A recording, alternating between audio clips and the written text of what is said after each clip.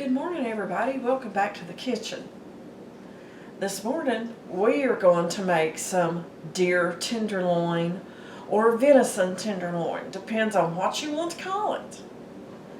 Okay. I have got my meat right here. Now folks, this is going to be a little bit controversial, but it is what it is. If you like the normal, stronger flavor of deer, everyone has different taste buds. Some people like it straight, don't do anything whatsoever to it.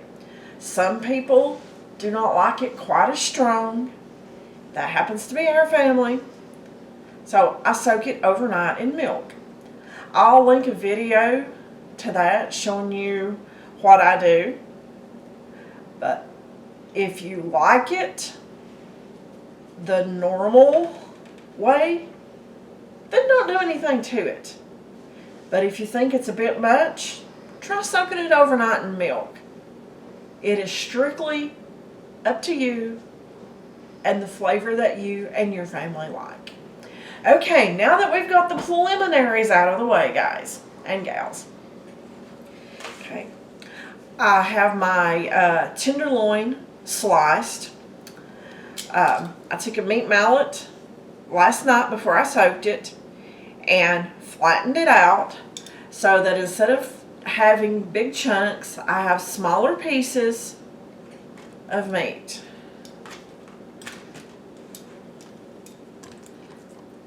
Okay, I'm just going to lay these out on here.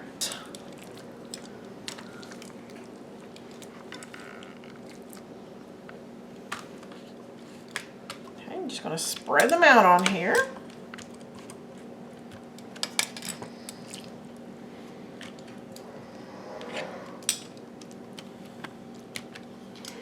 Okay, now the seasoning that you use is up to you. Some people like just salt and pepper. Okay, we happen to like steak seasoning on ours. We really like this, but we really like this. So guys, what do? I sprinkle a little bit of this on there. Then I sprinkle a little bit of this one on there. It doesn't matter. It is entirely up to you. Then I'm going to flip them over and I'm going to do the exact same thing on the other side. Now I have turned my pan on to preheat before I started talking, and I'm sure as long as what I've been talking, it's getting warm. Now, folks, again, it's up to you. The medium you want to use to cook your tenderloin in. This morning, I'm using butter. Sometimes I use oil. Sometimes I use coconut oil. Sometimes I use bacon grease. Just whatever your flavor of the day is, it doesn't matter. Okay, I've got my pan. It's pretty warm. My butter's melted. The only thing I'm going to do is just put this in there and we're going to fry it until it reaches the degree of doneness that you like. Okay, some people barely sear it. They like it pretty well rare or medium rare, medium well. What you're comfortable with is what you need to do. Now, I want to tell you, if you cook venison totally well done, it's going to dry out and get tough, and it's really not going to be good. So, again, it's up to you. I'm going to fry this for 3 or 4 minutes on this side, flip it over, and fry it for another 2 or 3 minutes on the other side. And I'll bring you back in a minute. Okay, folks, I do believe this first pan is good. There's still some juice left in there.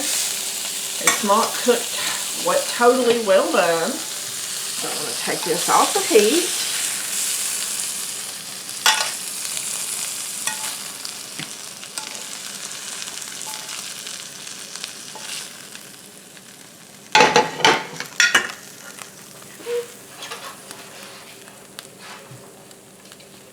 I just took a pan of biscuits out of the oven. Okay. And now, there you go. That is the way that we normally eat our tenderloin. Sometimes I put egg on there. And guys, here's going to be some more controversy. Sometimes I even put cheese on there. But you have to eat it the way you like it. That's just how our family likes it. And I wanted to share that with you folks. Hope you guys enjoy it. Let me know in the comments what's your favorite way to have the deer tenderloin. Do you like it for breakfast? For dinner? You like it with eggs? Let me know. I've even had comments on a lot of my posts where a lot of people just use the tenderloin and nothing else to make their jerky. Now, I haven't done that. But is that what you do? Let me know. Thanks for watching, folks, and we'll see you all in the next video.